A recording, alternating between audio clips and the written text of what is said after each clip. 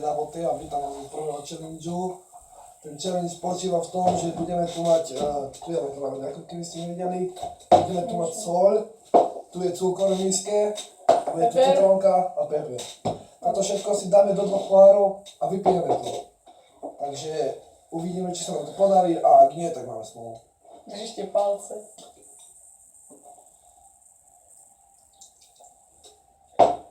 Si to mal dosť viac.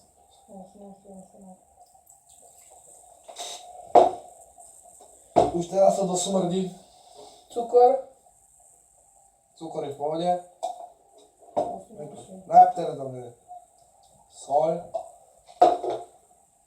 No. Dobre. Soľ. Peper. Peper. Nakoniec to najhoršie.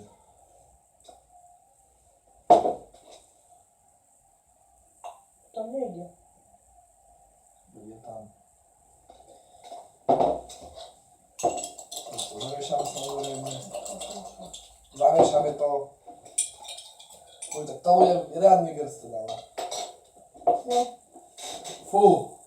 Na zdravie.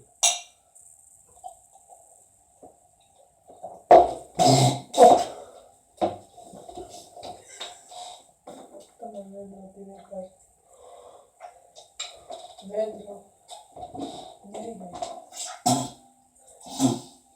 Takže pohľad sú prázdne. Záverečná reč? Nič?